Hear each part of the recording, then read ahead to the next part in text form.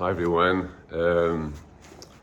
I'm here at Midrash Tarov in room 12, and I want to share a short idea regarding Chag Shavuot, which is coming up in a couple of days. As we all know, we're going to read in Shul on Friday morning Perek Yutet and Perek Kaf of Sefer Shmot, which talk about Matan Torah. And right at the beginning of Matan Torah, there's that famous Rashi. Rashi is commenting on the pasuk Vayichan Sham Yisrael Neged Ahar, and the pasuk says Vayichan, which is B'lashon Yachid in the singular.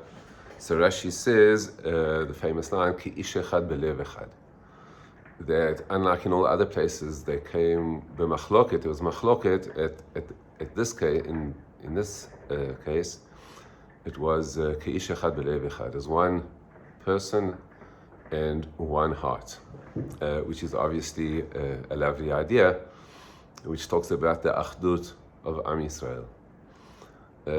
However, the question is, what is the implication of that? What is the mashmaut? What's the nafkamina of that concept?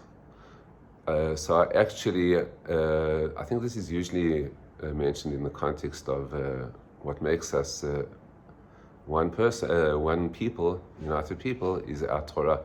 We are united by our Torah. But I want to suggest actually maybe alternative understanding. And that, in order to understand, I would like to actually ask a question, which sometimes is a bit annoying. But afal pichein, since I'm not the first to ask it, I'm going to ask it anyway. As we know, one of the principles of our faith is the fact that the Torah that we have is min hashamayim, is from Hashem. And the eighth principle of faith of the Rambam is to declare that we believe that all of the Torah that we have is the Torah that was directly heard from Moshe, from Hashem to Moshe. And the question that I would like to raise is the following.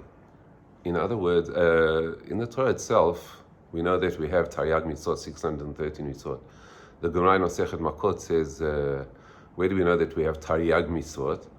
So the Gemara says, because there's a pasuk which says, Torah tzivah lanu Moshe, Morasha Kilat Yaakov. Torah, the Gematria, the Torah in Gematria is 611. And so Torah tzivah lanu Moshe. And the other two, it says the Gemara, Mipi Agvura Shmanum, that we heard directly from Hashem. Meaning, according to that Gemara, out of all the 613 mitzvot, we actually only received the first two directly from Hashem, whereas the other 611 were actually received through Moshe. And the question I would like to ask is that, I apologize for the question again, slightly annoying, but what is the guarantee that we have that actually all of the 611 mitzvot that we received through Moshe actually are divine and actually came from Hashem?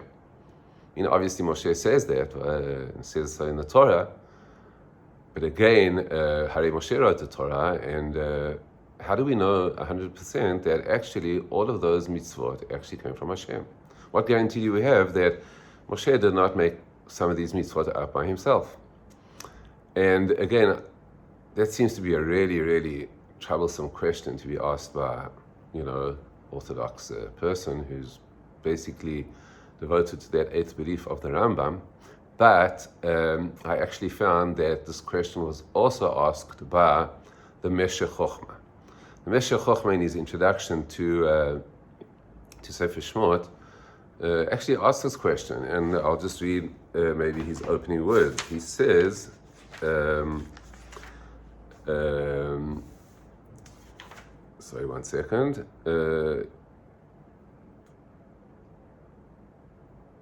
So he says the following, sorry.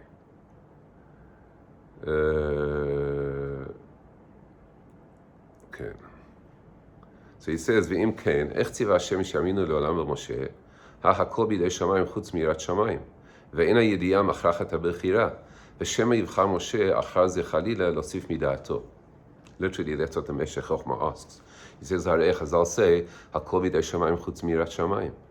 and everything maybe can be directed by Hashem, but not Yirat Shamayim, not a person's free will to decide whether or not to have fear of heaven. And he says, Hashem yivcha Moshe achar ze chalila losif midato. Maybe Moshe actually wanted to add onto the mitzvot midato.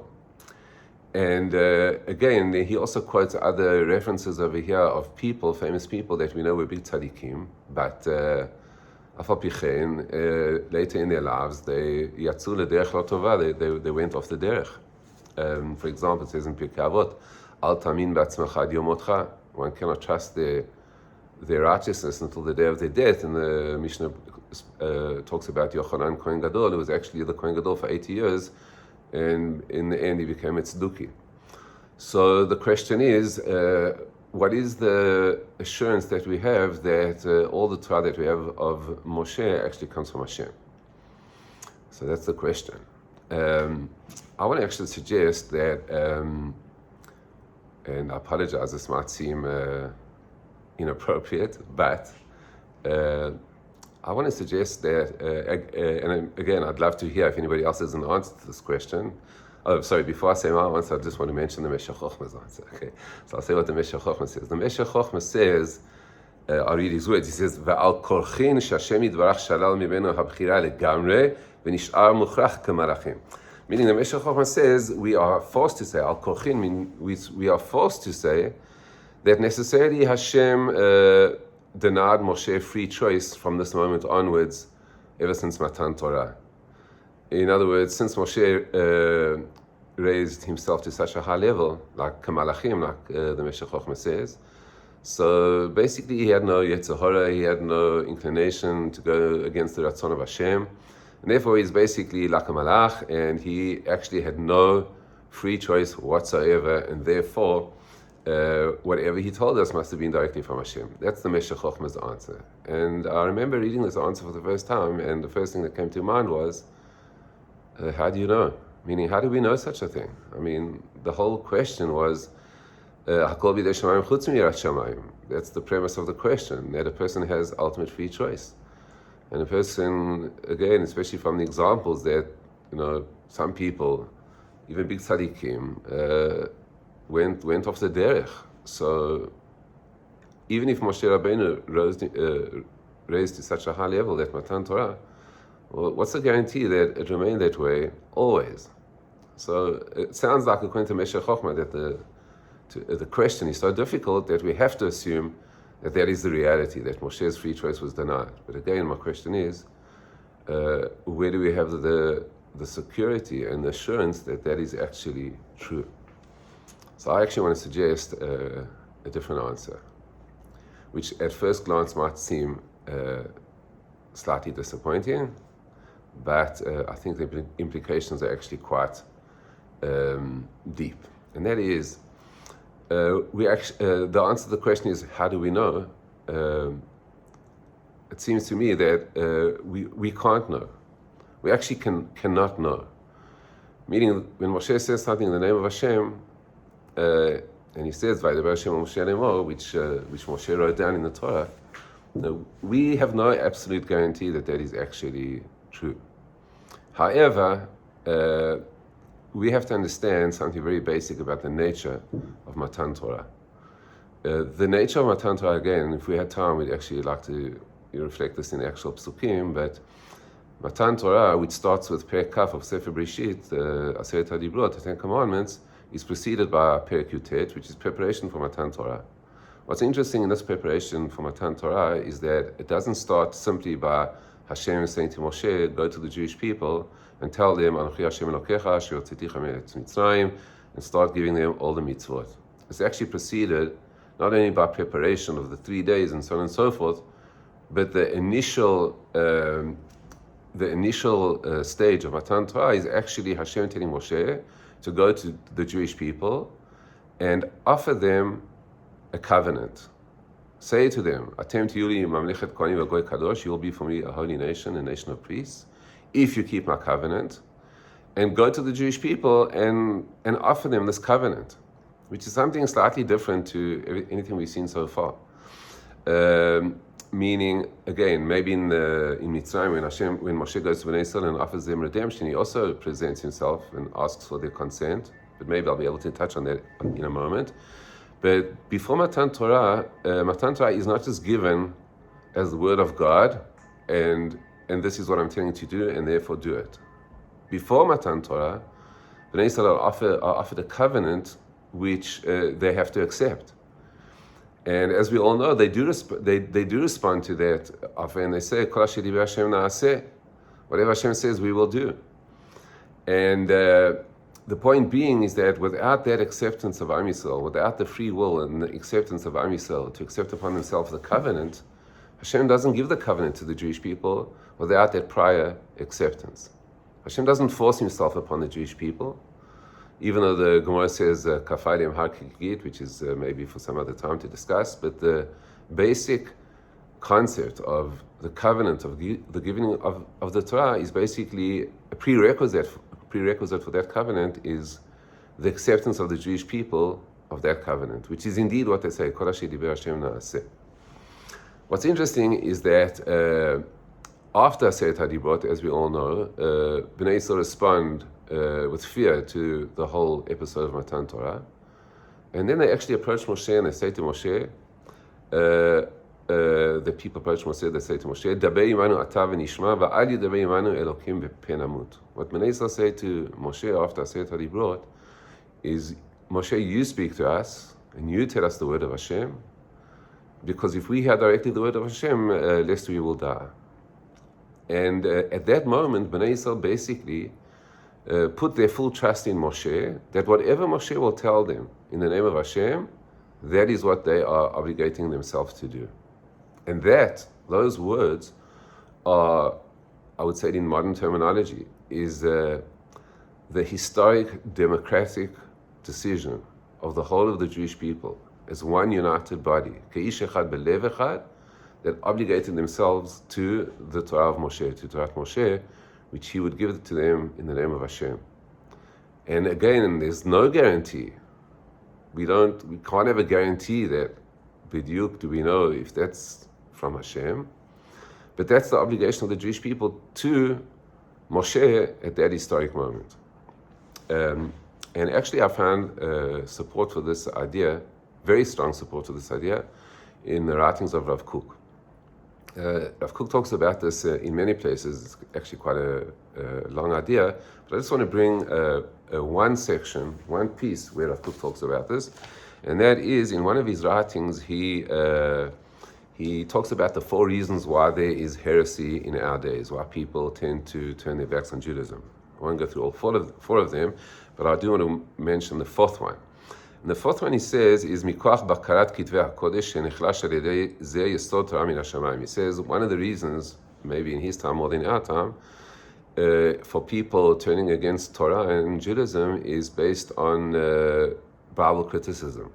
Bible criticism, basically the claim that the Torah wasn't given by Hashem to Moshe and written by Moshe, but rather the Torah was developed over centuries of time, or at a certain time in history by certain later authors, and so on and so forth.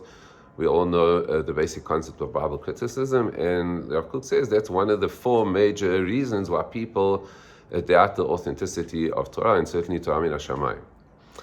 And Rav Kook answers that question in the following way. I'll read his words. He says, Af al pi she'amet hu kachol kabbalatenu shelo nishlecha yad b'torah hanishmet tamid b'zirut rabbah. He says, even though the truth is, according to our tradition and our Kabbalah, that the Torah is unchanged ever since it was given, okay, way back then.